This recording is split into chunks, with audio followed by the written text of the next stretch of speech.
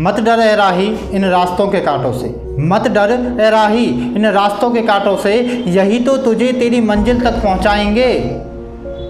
मत डर ए राही इन रास्तों के कांटों से, यही तो तुझे तेरी मंजिल तक पहुंचाएंगे।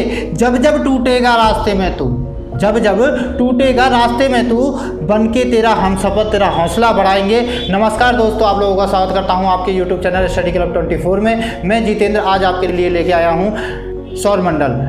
पिछली वीडियो में हमने ब्रह्मांड से रिलेटेड सीखा था, कुछ समझा था किस प्रकार, और आज हम समझेंगे सौरमंडल। सौरमंडल में क्या सौरमंडल होता है, क्या क्या चीज़ें होती हैं सौरमंडल के अंदर। तो चलिए शुरू करते हैं। बात करें हमारे सौरमंडल की, तो सौरमंडल में एक तारा यानी कि हमारा सूर्य, इसके साथ ही सूर्य के चक्कर लगाने वाले 8 ग्रह, उनके चक्कर लगाने वाले 172 उपग्रह, धूमकेतु, क्षुद्र ग्रह व अन्य पिंड, धूल व गैस के कण आदि हमारे सौरमंडल, हमारे सौर परिवार का हिस्सा हैं। अगर सौरमंडल की बात करें तो हमारे सौरमंडल का मुखिया सूर्य होता है। हमारे सौरमंडल का मुखिया सूर्य होता है और यह हमारी आकाशगंगा दुग्ध मेखला, हमारी आकाशगंगा दुग्ध मेखला के केंद्र से करीब 30,000 करोड़ किलोमीटर दूर स्थित है और यह हमारी आकाशगंगा का 250 किलोमीटर पर सेकंड की स्पीड से चक्कर लगा रहा है और यह अपना एक चक्कर 25 करोड़ वर्ष में पूरा करता है। सूर्य की बात करें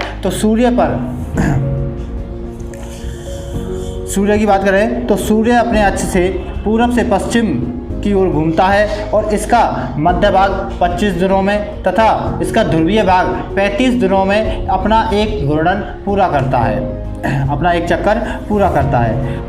और सूर्य की गैसों की बात की जाए तो सूर्य पर 71% हाइड्रोजन और 26.5% हीलियम गैस पाई जाती है। अगर सूर्य की बात करें, जैसे कि हमने बताया था पिछली वीडियो में कि जितने भी ग्रह होते हैं, वो तारे होते हैं, उनकी ऊर्जा का स्रोत नाभिकीय संलयन होता है। तो हमारे सूरज का भी ऊर्जा का स्रोत नाभिकीय संलयन है, जिसमें हाइड्रोजन 4 हाइड्रोजन मिलकर हीलियम का निर्माण करते हैं, जिससे ऊर्जा निकलती है और वही ऊर्जा सूर्य को सूर्य बनाती है, यानी कि उसको गर्मी देती है, वही गर्मी से आज हम जिंदा रहते हैं। बात करें, सूर्य के केंद्रीय भाग को कोर कहा जाता है और सूर्य के बाहरी भाग को कोरोना कहा जाता है। कोरोना का तापमान कम होता है, काले कलर का होता है, ऊपर से ही काला दिखाई देता है, और कोर का तापमान अत्यधिक होता है, जिसका तापमान 1.5 10 की पावर 7 इंटू 10 की पावर 7 सेल्सियस होता है। अगर इसके बाहर की तापमान की बात करें तो बाहरी तापमान इसका 6000 डिग्री सेल्सियस होता है। सूर्य का दिखाई देने वाला भाग फोटोस्फीयर या प्रकाश मंडल कहलाता है। सूर्य का दिखाई देने वाला भाग जो सामने से हम इसको देखते हैं वह प्रकाश मंडल कहलाता है, उसको फोटोस्फीयर कहा जाता है। प्रकाश मंडल के किनारे चमकदार नहीं होते हैं, वे काले रंग के होते हैं, उसे क्रिट भी कहा जाता है और इनका तापमान भी कम होता है। इसका वर्णमंडल लाल रंग का होता है और सूर्य ग्रहण के समय जो दिखाई देने वाला जो भाग होता है वही क्रिट होता है, वही उसका बाहरी भाग होता है, जिसे हम कोरोना भी कहते हैं।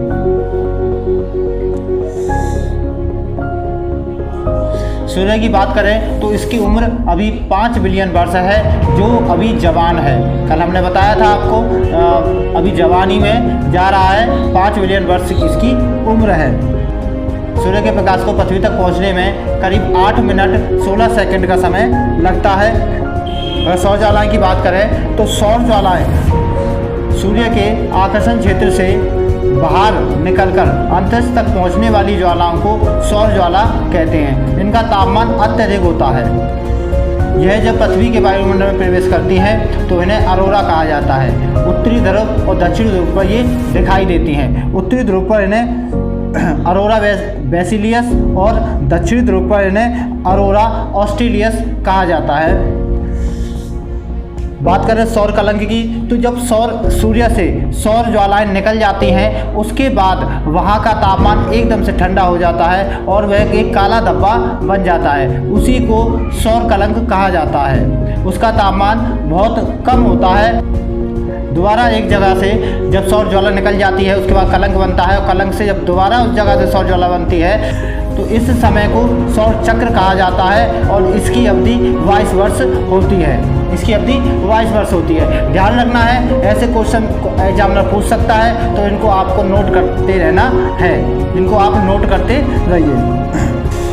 बात करें सूर्य के व्यास की, तो सूर्य का व्यास 13,92,000 किलोमीटर है और अगर बात की जाए पृथ्वी से, ये करीब 13 लाख गुना बड़ा है। 13 लाख गुना ये हमारी पृथ्वी से बड़ा है। अगर बात की जाए इसके गुरुत्वाकर्षण शक्ति की, तो हमारी पृथ्वी की गुरुत्वाकर्षण शक्ति से 28 गुना इसकी सूर्य की शक्ति अधिक होती है हमारी पृथ्वी से। बात की जाए इसकी दूरी, तो सूर्य से पृथ्वी की दूरी करीब 15 करोड़ किलोमीटर है। सूर्य से पृथ्वी की दूरी करीब 15 करोड़ किलोमीटर है। सूर्य से पृथ्वी की दूरी को ही खगोलीय इकाई भी कहा जाता है। अगर बात करें सूर्य की उत्पत्ति की, तो सूर्य की उत्पत्ति कब हुई थी? 4.5 अरब वर्ष पहले सूर्य की उत्पत्ति हुई थी। और आगे बढ़ें तो ग्रह, बात करें ग्रह की, तो ग्रह वह खगोलीय पिंड है जो अपने तारे का चक्कर लगाते हों और उनकी एक गुरुत्वाकर्षण शक्ति हो और उसके साथ वह चमकदार ना हो, वह ग्रह की श्रेणी में आते हैं। तो हमारे सौरमंडल में पूरे 8 ग्रह हैं और 8 ग्रहों के बारे में जानते हैं। कौन कौन से हैं? तो बुध, शुक्र, पृथ्वी, मंगल, बृहस्पति, शनि, अरुण, वरुण, ये हमारे ग्रह हैं जो 8 हैं। यम को पहले ये ग्रह माना गया था, लेकिन 2006 से इसको ग्रह की श्रेणी से निकाल दिया गया है। 24 अगस्त 2006 को ग्रह की श्रेणी से हटा दिया गया यम को। सभी ग्रह पश्चिम से पूरब में सूर्य का चक्कर लगाते हैं। बात का एकमात्र 2 ग्रह ऐसे हैं जो पूरब से पश्चिम की ओर चक्कर लगाते हैं, बाकी सभी ग्रह पश्चिम से पूरब दिशा में चक्कर लगाते हैं। बात करें ठोस व आंतरिक ग्रह की, तो शुरुआत के जो पृथ्वी से अगर सूर्य से हम चलें, तो सूर्य से चलने के बाद 4 ग्रह जो होते हैं वो हमारे आंतरिक ग्रह और ठोस ग्रह कहलाते हैं। जैसे बुध, शुक्र, पृथ्वी, मंगल, ये चारों ग्रह ठोस ग्रह कहलाते हैं क्योंकि इन पर धरातल पाया जाता है, तो इनको ठोस ग्रह व आंतरिक ग्रह कहा जाता है। इसके बाद बात करें तो इसके बाद एक डेस्ट्रॉयड बेल्ट होती है जिसमें काफ़ी मेटेरॉइड्स, डेस्ट्रॉयड आदि छोटे छोटे पिंड चक्कर लगाते रहते हैं। इसके बाद जो ग्रह आते हैं उन्हें गैसीय ग्रह या बाह्य ग्रह कहा जाता है। गैसीय ग्रह की बात करें तो गैसीय ग्रह में सबसे पहले आता है हमारा बृहस्पति, शनि, अरुण और वरुण। ये 4 ग्रह हैं जो गैसीय हैं, इन पर कोई धरातल मौजूद नहीं है और ये काफ़ी बड़े ग्रह हैं, इन्हें सबसे बड़े ग्रह भी कहा जाता है। इन 4 जो हमारे शुरुआत के 4 ग्रह हैं इनसे काफ़ी बड़े होते हैं। अगर बात की जाए बृहस्पति ग्रह की, तो ये हमारे पूरे ग्रहों में सबसे बड़ा ग्रह है। सबसे बड़ा ग्रह हमारा बृहस्पति है और सबसे छोटे ग्रह की बात की जाए तो सबसे छोटा ग्रह हमारा बुध है। तो अगर क्रम से इन्हें लगाया जाए तो सबसे बड़े से सबसे छोटे की तरफ, तो सबसे पहले आएगा हमारा बृहस्पति, दूसरे पे आएगा शनि, तीसरे पे आएगा हमारा अरुण, चौथे पे आएगा हमारा वरुण, फिर उसके बाद आएगी पृथ्वी, फिर उसके बाद आएगा शुक्र, फिर मंगल और फिर बुध। तो बुध सबसे अंत में आएगा। अब बात करें हमारे पहले ग्रह, सूर्य से चलने पर जो पहला ग्रह हमें मिलेगा तो वो मिलता है हमें बुध। बुध के बारे में थोड़ी सी जानकारी ले लेते हैं। तो बुध यह सूर्य के सबसे नज़दीकी और सबसे गर्म ग्रह है। इस ग्रह पर कोई वायुमंडल नहीं है और ना ही इसका कोई उपग्रह है। इस ग्रह को 88 दिन में सूर्य का चक्कर लगाने में लगते हैं। मात्र ये 88 दिनों में सूर्य का चक्कर पूरा कर लेता है और इसका खुद का एक चक्कर 56 दिन में पूरा होता है। इसका खुद का एक चक्कर 56 दिनों में पूरा करता है, यानी अपनी दूरी पर ये 56 दिनों में राउंड करता है। ऐसा इसलिए करता है क्योंकि ये सूर्य से इतना करीब है कि ये उससे बिल्कुल टाइटली लॉक है।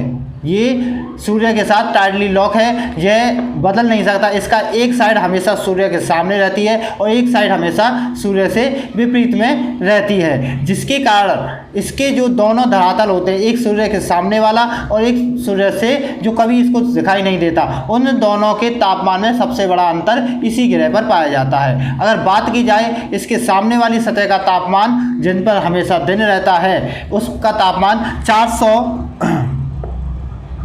427 सेल्सियस व रात का तापमान यानी कि सूर्य से जो सतह दिखाई नहीं देती है उसका -173 यानी 173 सेंटीग्रेड तापमान पाया जाता है। और इन दोनों का अंतर 600 डिग्री सेल्सियस होता है, जो हमारे ग्रह पर सबसे अधिक है। इसका दिन अत्यधिक गर्म होता है और रात की बात की जाए तो यह अत्यधिक ठंडी होती है, बर्फानी होती है, बिल्कुल बर्फ़ भी को भी हम तोड़ नहीं सकते, इतनी अधिक वहाँ पे ठंड रहती है। आगे बात करें शुक्र ग्रह की। शुक्र ग्रह की बात करें तो शुक्र का नामकरण सौंदर्य और प्रेम की देवी वीनस, जो रोमन एक देवी थी, उनके नाम पर पड़ा है। वीनस, अंग्रेजी में शुक्र को वीनस कहा जाता है। ये भी याद होने चाहिए अंग्रेजी पर। अगर बुध की बात करें तो बुध को अंग्रेजी में मरकरी कहा जाता है। तो हम शुक्र की बात करें, यह सूर्य से सबसे निकटतम दूसरा ग्रह है। इसका तापमान पूरे सभी ग्रहों में सबसे सर्वाधिक होता है। तो आपके दिमाग में एक क्वेश्चन आ रहा होगा कि ये सूर्य से दूसरे नंबर पर है और इससे पहले भी बुध ग्रह आता है, तो वह इतना गर्म नहीं है और सूर्य इतना ज़्यादा गर्म क्यों है? तो ये इसका कारण है कि यहाँ पर कार्बन डाइऑक्साइड की मात्रा 97% है, यानी 97% यहाँ पर कार्बन डाइऑक्साइड पाई जाती है। इसी कारण यहाँ पर जो सूर्य से आने वाली रोशनी है वो यहाँ तक पहुँच तो जाती है, लेकिन ये जो गैस होती है ये उसकी रोशनी को ऑब्जॉर्ब कर लेती है, उसको वापस जाने नहीं देती, जिसी के कारण यहाँ का तापमान अत्यधिक होता है और इसके वायुमंडल में सल्फ्यूरिक एसिड के बादल पाए जाते हैं और यहाँ पर अम्ल की वर्षा होती है, यानी कि तेजाब यहाँ के बादलों से गिरता है, अम्ल की वर्षा होती है यहाँ पर। अगर बात की जाए यह हमारे पृथ्वी के निकट है, तो यहाँ इसे हमारी पृथ्वी का जुड़वा बहन भी कहा जाता है। इस ग्रह को सुबह और शाम का तारा भी कहा जाता है, सांझ का तारा और भोर का तारा भी हमें शुक्र ग्रह को कहा जाता है, क्योंकि सबसे पहले सुबह के समय भी ये एक तारे के समान चमकता है और शाम के समय भी तारे के समान हमें नंगी आंखों दिख जाता है। तो इसी कारण इसको भोर का तारा व सांझ का तारा भी कहा जाता है। अगर बात की जाए इसके तापमान की, तो इसका तापमान 462 सेंटीग्रेड रहता है, जो हमारे पूरे सौरमंडल में सर्वाधिक मिलता है। अगर इसकी बात की जाए तो ये विपरीत दिशा में चक्कर लगाता है और जो ग्रह होते हैं वो पश्चिम से पूरब में चक्कर लगाते हैं, और ये एक ऐसा ग्रह है, ये और इसके साथ बात की तो अरुण की, तो ये दोनों ग्रह ऐसे हैं जो पूरब से पश्चिम चक्कर लगाते हैं। तो इस ग्रह की खोज गैलीलियो गैलीली ने की थी। अब बात करते हैं हमारी पृथ्वी की। तो हमारी पृथ्वी, जिसका वैज्ञानिक नाम ग्रीन प्लेटिनम है, इसे नीला ग्रह भी कहा जाता है। एक हमारे सौरमंडल का एकमात्र जीवंत ग्रह भी इसे कहा जाता है। और इसकी बात करें तो यह हमारे सौरमंडल में सबसे घना और सबसे 4 स्थलीय ग्रहों में से सबसे बड़ा ग्रह है। हमारे 4 स्थलीय जो ग्रह हैं, धरातलीय जो 4 ग्रह हैं, उनमें सबसे बड़ा ग्रह कौन सा है? हमारी पृथ्वी सबसे बड़ा ग्रह है। इसका एक उपग्रह है चंद्रमा। एक चीज़ आपको बताना भूल गया, शुक्र ग्रह का भी उसका कोई उपग्रह नहीं है। अगर शुक्र ग्रह की बात करें तो शुक्र ग्रह का भी कोई उपग्रह नहीं है। अगर हम ब्रह्मांड में एकमात्र ऐसा ग्रह है जिस पर जीवन उपस्थित है अभी, क्योंकि अभी हमें पता नहीं है जीवन पूरे ब्रह्मांड में कहाँ जीवन है, तो अभी हम ये कह सकते हैं कि पूरे ब्रह्मांड में एकमात्र हमारे ग्रह पर जीवन है। जिस दिन मिल जाएगा तो हम दूसरे हो जाएंगे, ठीक है। तो इसके बाद अगर बात की जाए इस पृथ्वी की आयु की, तो इसकी आयु 4.54 बिलियन वर्ष है, 4.54 बिलियन वर्ष है। तो यह अपने अक्ष से 23.5 डिग्री झुकी हुई है, 23.5 डिग्री झुकी हुई है। और यह सूर्य का चक्कर 365 दिन 5 घंटे 48 मिनट 46 सेकंड में सूर्य का एक चक्कर पूरा करती है। 365 कितने समय में पूरा करती है? तो 365 5 घंटे 48 मिनट 40 सेकंड में ये अपना एक पूरा चक्कर करती है, जिसे एक वर्ष कहा जाता है। इसका घूर्णन काल 23 घंटे 56 मिनट में पूरा होता है। 23 घंटे 56 मिनट में, यानी कि कहें तो 24 मिनट में इसका एक घूर्णन काल पूरा हो जाता है। अगर बात करें इसकी स्पीड की कि पृथ्वी घूर्णन जो करती है वो किस स्पीड से करती है, तो 1610 किलोमीटर प्रति घंटे की रफ्तार से ये अपनी दूरी पर घूर्णन करती है। बात करते हैं मंगल ग्रह की। मंगल ग्रह को लाल ग्रह भी कहा जाता है। मंगल ग्रह को लाल ग्रह भी कहा जाता है। क्यों? क्योंकि इस पर लो ऑक्साइड फेरिक ऑक्साइड के कारण इसकी भूमि में लो ऑक्साइड तत्व पाया जाता है, जिसके कारण इसकी भूमि लाल रंग की दिखाई देती है, जिस कारण से इसे लाल ग्रह कहा जाता है। यह अपनी दूरी पर 24 घंटे में एक चक्कर पूरा करता है, पृथ्वी के समान ही। अगर इसकी बात की जाए सूर्य के चक्कर की, तो यह करीब 687 दिनों में अपने सूर्य का चक्कर 627 दिनों में एक चक्कर को पूरा करता है। 627 दिनों में एक चक्कर को पूरा करता है। सौरमंडल, अगर बात की जाए हमारे सौरमंडल का सबसे बड़ा ज्वालामुखी, तो वो भी कहाँ पाया जाता है? वह मंगल ग्रह पर पाया जाता है, जिसका नाम है ओलंपस मॉन्स। तो ओलंपस मॉन्स नाम का ये सबसे बड़ा ज्वालामुखी जो है हमारे सौरमंडल का, वो हमारे मंगल ग्रह पर पाया जाता है। अब बात की जाए सौरमंडल के सबसे बड़े पर्वत की, जिसका नाम है निक्स ओलंपिया। यह हमारे जो पृथ्वी का सबसे बड़ा पर्वत है माउंट एवरेस्ट, उससे भी 3 गुना बड़ा है। निक्स ओलंपिया। अगर अब बात की जाए मंगल के चंद्रमाओं की, यानी मंगल के उपग्रहों की, तो इसके 2 चंद्रमा हैं, डीमोस और फोबोस। इसके 2 उपग्रह हैं, डीमोस और फोबोस। अगर डीमोस की बात की जाए तो डीमोस सौरमंडल का सबसे छोटा उपग्रह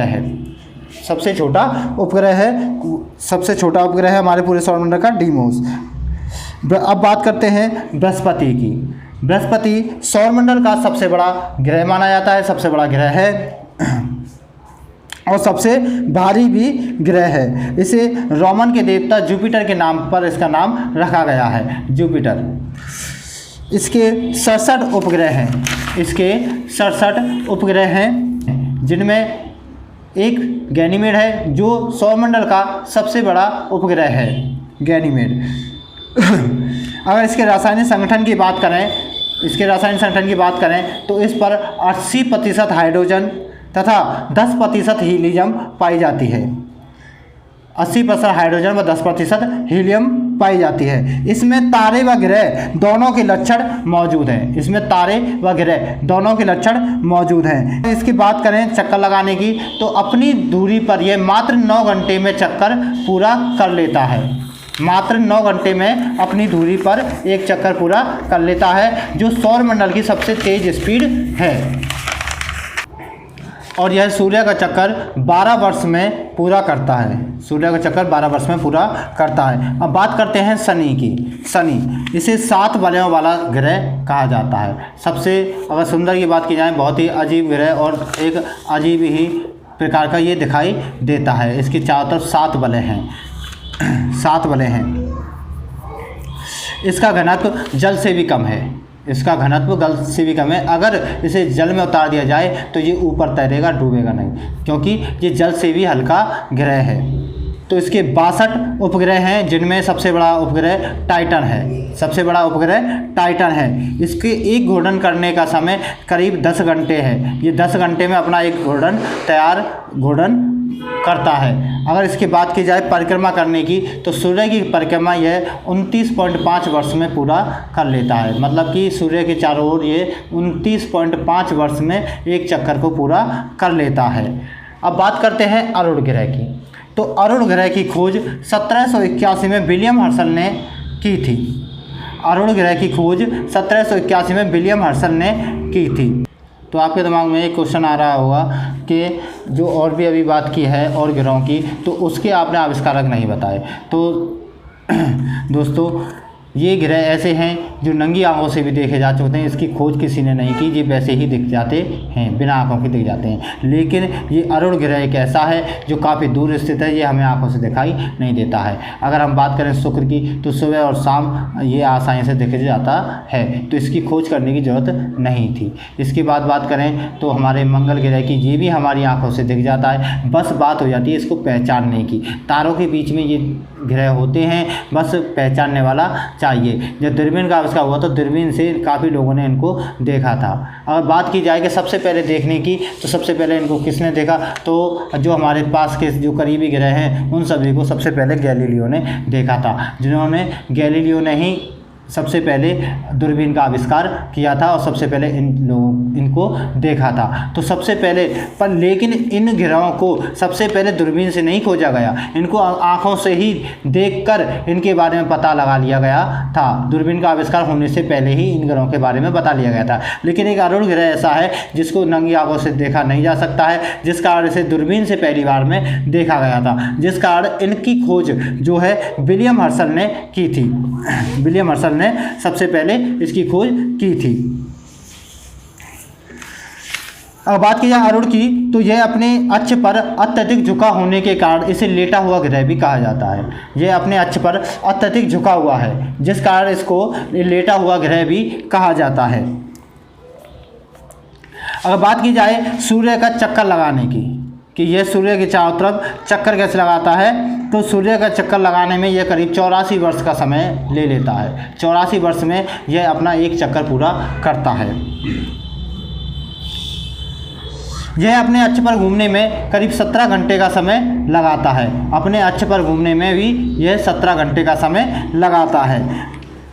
तो ये चीज़ हमें ध्यान रखनी है कि दूरबीन से खोजा गया अगर पहला ग्रह कोई एग्जामिनर पूछ ले तो आपको याद रखना है कौन सा होगा, तो अरुण ग्रह हमारा दूरबीन से खोजा गया पहला ग्रह होगा। बात करें तो इसके चारों तरफ भी काफ़ी पतले 9 वलय पाए जाते हैं। जैसे कि शनि ग्रह के 7 वलय हैं, इसी प्रकार इसके भी 9 वलय हैं, लेकिन ये इतने पतले होते हैं जो हमें दूर से दिखाई नहीं देते हैं, छोटे छोटे ही दिखाई देते हैं। शनि के गहरे दिखाई देते हैं क्योंकि वो बहुत बड़े बड़े हैं, पर इसके हैं लेकिन छोटे दिखाई देते हैं, काफ़ी कम दिखाई देते हैं। तो उनमें से कुछ के नाम हैं, 5 के नाम हैं, अल्फ़ा, बीटा, गामा और अल्फ़ा, बीटा, गामा, डेल्टा और एप्सिलॉन।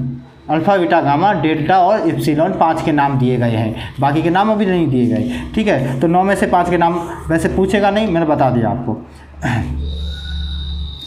और इस ग्रह की बात की जाए तो यह ग्रह शुक्र के समान ही पूरब से पश्चिम दिशा में सूर्य का चक्कर लगाता है। बाकी जो ग्रह हैं वो हमें पश्चिम से पूरब लगाते हैं। ये 2 ग्रह ऐसे हैं जो पूरब से पश्चिम चक्कर लगाते हैं, याद रखना है, बहुत इंपॉर्टेंट चीज़ है। वरुण की बात की जाए तो वरुण की खोज जहान गाले ने की थी। वरुण ग्रह की खोज जेहान गाले ने की थी। और इस बात परिक्रमा की बात की जाए तो सूर्य की परिक्रमा करने में करीब 165 वर्ष का समय लेता है। यह सूर्य की परिक्रमा करने में 165 वर्ष का समय लेता है। और घूर्णन काल की बात की जाए तो यह अपना घूर्णन काल 16 घंटे में पूरा करता है। 16 घंटे में अपनी दूरी पर घूमता है। ये 13 उपग्रह हैं, सबसे अंतिम ग्रह भी है। अब बात की जाए प्लूटो की। प्लूटो हालांकि ग्रह नहीं है, लेकिन 2006 से पहले इसे भी ग्रह कहा जाता था। लेकिन इसके गलत रास्ते की वजह से ये सूर्य का चक्कर लगाते वक्त यह दूसरे की कक्षा को काटकर अपना चक्कर पूरा करता था, और साथ ही ये काफ़ी छोटा था, जिसी कारण से वैज्ञानिकों ने इसे ग्रह का दर्जा इससे छीन लिया और इसे ग्रह की श्रेणी से बाहर कर दिया। अब इसे क्षुद्र ग्रहों में डाल दिया गया है। और क्षुद्र ग्रह की बात करें, क्षुद्र ग्रह बोलो या बौने ग्रह बोल लो, बौने ग्रह की बात किया जाए तो 5 बौने ग्रह हैं। 5 बौने ग्रह में कौन कौन से हैं, तो यम, सीरस, चेरिस, माके और हाउमेया, ये हमारे 5 बौने ग्रह हैं। कौन कौन से, यम, सीरस, चेरिस, माके, हाउमेया, तो ये हमारे 5 बौने ग्रह हैं। अब बात की जाए प्लूटो की, तो प्लूटो जिसको यम व कुबेर के नाम से भी जाना जाता है, प्लूटो को यम व कुबेर के नाम से भी जाना जाता है। इसकी खोज 1930 में, इस ग्रह की खोज 1923 में क्लाइड टॉम्बेग ने की थी। क्लाइड टॉम्बेग ने इसकी खोज की थी।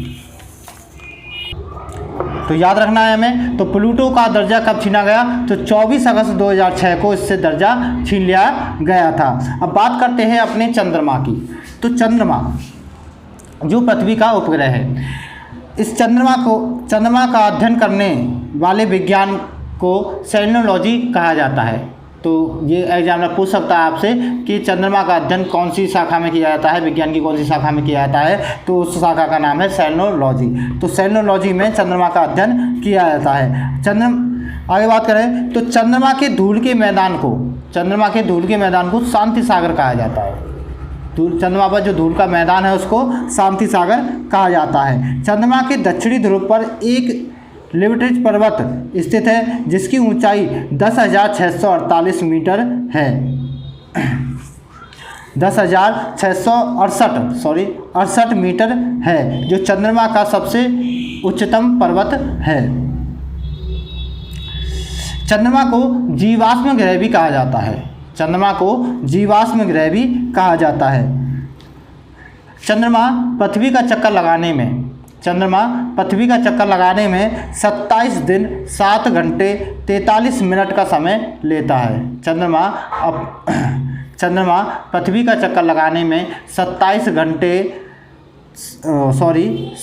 दिन 7 घंटे 43 मिनट का समय लेता है। चंद्रमा की उम्र की बात की जाए तो चंद्रमा 460 करोड़ वर्ष पुराना है। चंद्रमा 460 करोड़ वर्ष पुराना है। तो चंद्रमा का परिक्रमण काल 27 दिन 7 घंटे 43 मिनट होता है। जितना इसका परिक्रमण काल होता है उतना ही इसका घूर्णन काल भी होता है। यानी कि ये अपनी दूरी पर 27 दिन 7 घंटे 43 मिनट में अपना घूर्णन पूरा करता है। इसका कारण यह होता है, ये पृथ्वी से इसकी एक सतह टाइटली लॉक होती है, जिस कारण पृथ्वी का गुरुत्वाकर्षण इसके जो हमें दिखाई देने वाला भाग होता है उसको घूमने नहीं देता है और अपने साथ साथ घुमाता है, जिस कारण इसका हमें हमेशा एक सतह ही दिखाई देती है। इसी कारण पृथ्वी का एक चक्कर और इसका एक चक्कर समान होता है। और बात करें इसके हिस्से जो दिखाई देता है, तो पृथ्वी से चंद्रमा का मात्र 57% हिस्सा ही हमें दिखाई देता है। कहीं कहीं किताबों में 51% भी लिखा हुआ है, लेकिन अगर एनसीईआरटी की बात करें तो उसने 57% को मान्यता दी है। उन किताबों में 57% देखा गया है। तो अगर 57% आता है तो 57% करना है। अगर 57% नहीं आता हो, जहाँ पर 51% दे रखा है, तो वहाँ पर हमें 51% करना है, लेकिन प्राथमिकता हमें 57% को देनी है। अब बात करें चंद्रमा की परिधि की, तो चंद्रमा की परिधि 1921 किलोमीटर है। चंद्रमा की अगर गोलाई की बात करें तो उसकी गोलाई 1921 किलोमीटर है। अगर व्यास की बात करें तो 347.8 किलोमीटर इसका व्यास है। बात करें इसके चंद्रमास की तो 29 दिन 44 मिनट 3 सेकंड का इसका चंद्रमास होता है। और चंद्रमा के प्रकाश की बात करें तो चंद्रमा का प्रकाश पृथ्वी तक पहुंचने में 1.28 सेकंड का समय लेता है। यानी कि चंद्रमा से आने वाली रोशनी पृथ्वी पर आने में 1.28 सेकंड का समय लेती है। बात करें सूर्य ग्रहण की, तो सूर्य ग्रहण पृथ्वी और सूर्य के मध्य में चंद्रमा के आ जाने के कारण सूर्य ग्रहण होता है, जो हमें दिन में दिखाई देता है। अगर आर्यभट्ट की बात करें तो आर्यभट्ट के अनुसार चंद्रमा की छाया पृथ्वी पर पड़ने पर सूर्य ग्रहण पड़ता है। तो एक चीज़ का हमें ध्यान रखना है, ये कि इनकी जो स्थिति होती है वो स्थिति हमें दिमाग में रखनी है कि सूर्य चंद्रमा पृथ्वी, अगर ये स्थिति बनती है सूर्य चंद्रमा पृथ्वी तो सूर्य ग्रहण होगा। अगर स्थिति बनती है सूर्य पृथ्वी और चंद्रमा तो चंद्र ग्रहण पड़ेगा। लास्ट में चंद्रमा आता है तो चंद्र ग्रहण, और बीच में चंद्रमा आता है तो सूर्य ग्रहण पड़ता है। तो इस चीज़ का हमें ध्यान रखना है। सूर्य ग्रहण के समय जब चंद्रमा पूरी तरह से सूर्य को ढक लेता है तो उस समय हमें सूर्य का कोरोना दिखाई देता है, यानी कि जिस कोरोना की हम बात कर रहे थे किरीट की, वो किरीट चंद्र ग्रहण के समय पूर्ण दिखाई देता है और वो चमकदार दिखाई देता है। अगर बिना उसके बात करें, चंद्रमा उसके सामने नहीं आता है तो हमें किरीट दिखाई नहीं देता है। बात करें चंद्र ग्रहण की, तो चंद्र ग्रहण सूर्य और चंद्रमा के मध्य पृथ्वी के आ जाने के कारण चंद्र ग्रहण होता है, जिसमें पृथ्वी की छाया चंद्रमा पर पड़ती है। पृथ्वी की छाया चंद्रमा पर पड़ती है, जिस कारण हमें चंद्रमा रात को दिखाई नहीं देता है और चंद्र ग्रहण पड़ते समय ये धीरे धीरे धीरे कटता हुआ दिखाई देता है और लास्ट में पूरी तरह से छुप जाता है पृथ्वी की छाया के सामने। तो इस घटना को चंद्र ग्रहण कहा जाता है। चंद्र ग्रहण कहा जाता है। एक चीज़ का ध्यान रखना है कि हर अमावस्या को सूर्य ग्रहण नहीं पड़ता। अमावस्या को सूर्य ग्रहण पड़ता है, लेकिन हर अमावस्या को सूर्य ग्रहण नहीं पड़ता है। और बात की जाए चंद्र ग्रहण की, तो हर पूर्णिमा को चंद्र ग्रहण नहीं पड़ता। अगर बात की जाए चंद्र ग्रहण की, तो चंद्र ग्रहण पूर्णिमा को तो पड़ता है, लेकिन हर पूर्णिमा को चंद्र ग्रहण नहीं पड़ता है। इस चीज़ का हमें ध्यान रखता है। जब ये तीनों एक सीध में होते हैं तभी ये घटनाएं होती हैं, चाहे सूर्य ग्रहण की बात कर लें, चाहे हम चंद्र ग्रहण की बात कर लें। अगर ये एक सीध में हैं, अगर ये एक सीध में नहीं हैं, तो उस समय भी अमावस्या और पूर्णिमा की घटनाएं होती हैं, लेकिन उनमें चंद्र ग्रहण और सूर्य ग्रहण नहीं पड़ता है। तो इस चीज़ का ध्यान रखना है। बात करें एस्टेरॉयड बेल्ट की, तो एस्टेरॉयड बेल्ट की अगर स्थिति की बात करें तो मंगल ग्रह और बृहस्पति ग्रह के मध्य में ये स्थित होती है।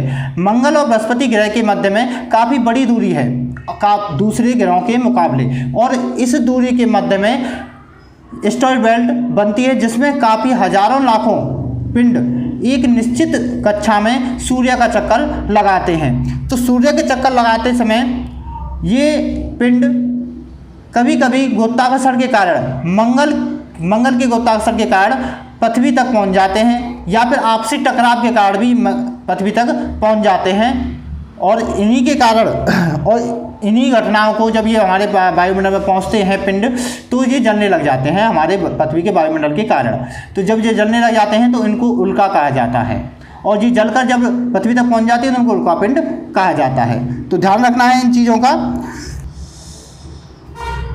तो ये चीज़ हमें समझ में आई कि एस्टेरॉयड बेल्ट क्या है। एस्टेरॉयड बेल्ट मंगल और बृहस्पति के मध्य में एक हजारों लाखों की तादाद में छोटे छोटे पिंड, जिन्हें क्षुद्र ग्रह कहते हैं, वो हमारी बेल्ट सूर्य के चारों तरफ एक निश्चित कक्षा में चक्कर लगाते हैं, उसे एस्टेरॉयड बेल्ट कहा जाता है। और यही हमारे जो ग्रह के जो दो भाग होते हैं, ग्रहों को हमने दो भागों में बांटा है, उसको दो भागों में बांट देते हैं। जैसे कि हम बात करें पार्थिव ग्रह की, आंतरिक ग्रह की, धरातलीय ग्रह की, तो ये जो ग्रह हैं, जैसे कि बात करें बुध, शुक्र, पृथ्वी, मंगल, ये पार्थिव ग्रह कहलाते हैं, धरातलीय ग्रह कहलाते हैं, ठोस ग्रह कहलाते हैं। तो ये ग्रह इस बेल्ट से और सूर्य के मध्य में होते हैं। अगर बात की जाए गैसीय ग्रह की या वाह्य ग्रह की या बड़े ग्रहों की, तो ये ग्रह इस एस्टेरॉयड बेल्ट के बाद शुरू होते हैं। तो इनको दो भागों में बांटने का काम भी ये एस्टेरॉयड बेल्ट करती है। इन्हीं एस्टेरॉयड बेल्ट के मध्य में ही एक हमारा सेरस नाम का बौना ग्रह पाया जाता है। सेरस नाम का बौना ग्रह पाया जाता है। इसकी खोज 1819 में ग्यूसेप पियाजी के द्वारा की गई। इसे पहले क्षुद्र ग्रह का दर्जा दिया गया, लेकिन इसके आकार को देखते हुए, ये आकार में गोल था और चक्कर लगाता था, और जो पिंड और हैं जो एस्टेरॉयड बेल्ट में रहते हैं उनसे थोड़ा बड़ा था, उनसे काफ़ी बड़ा था, जिस कारण इसको क्षुद्र ग्रह से हटाकर बौने ग्रह का दर्जा दिया गया। तो याद रखना हमें कि सेरस की खोज कब हुई थी, तो 1819 में हुई थी। किसने खोजा था? ग्यूसेप पियाजी ने इसको खोजा था। तो बौने ग्रह की बात करें तो बौने ग्रह हमारे 5 होते हैं। 5 बौने ग्रह में कौन कौन हैं? तो यम, प्लूटो को यम बोलते हैं, तो प्लूटो, सेरस, चेरिस, माके और हाउमेया, ये हमारे 5 बौने ग्रह हैं। अगर बात करें प्लूटो की, तो प्लूटो को 2006 से इसका ग्रह का दर्जा छीन लिया। अब ये इसको बौने ग्रह में डाल दिया गया है। तो याद रखना है ये चीज़ें।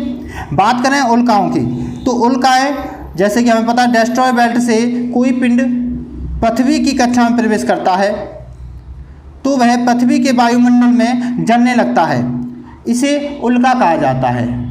जब कोई पिंड डेस्ट्रॉय बेल्ट से मंगल के गुरुत्वाकर्षण के कारण या आपसी टकराव के कारण पृथ्वी की कक्षा में प्रवेश कर जाता है और पृथ्वी के वायुमंडल में जलने लग जाता है तो इसको उल्का कहा जाता है।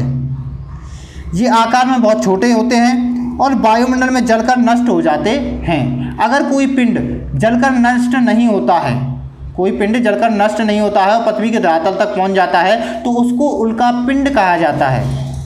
ये काफ़ी छोटा होता है। अगर बात की जाए ओलावृष्टि मतलब उल्कावृष्टि की, तो उल्कावृष्टि का मतलब ये है कि उल्काओं की बारिश होना पृथ्वी पर। अब से करोड़ों साल पहले जो डायनासोर हुआ करते थे उनका खात्मा भी इन उल्काओं की बारिश की वजह से हुआ था। ये उल्काएं काफ़ी मात्रा में पृथ्वी पर गिरी थी, काफ़ी बड़ी बड़ी थी, जिस कारण से ये धरती पर इन्होंने महाविस्फोट किए और जिसके कारण डायनासोर इस धरती से पूरी तरीक़ा से ख़त्म हो गए, ये बताया जाता है। तो उल्काएं आमतौर पर तो छोटी होती हैं आती हैं, लेकिन अगर बड़ी आ जाएं तो वहाँ प्रलय भी साबित हो सकती हैं।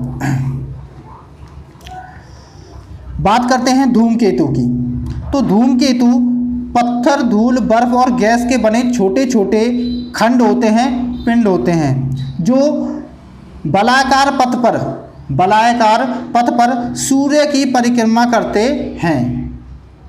पत्थर, धूल, बर्फ और गैस के बने छोटे छोटे पिंड जो बलाकार रूप से पथ पर सूर्य की परिक्रमा करते हैं धूमकेतु कहलाते हैं। धूमकेतु की खास बात क्या होता है, इनके पीछे एक पूंछ नज़र आती है जिन्हें हम पुच्छल तारा भी कहते हैं। ये जो पूंछ होती है ये इनकी बर्फ पानी की वाष्प होती है जो एक पूंछ का निर्माण करती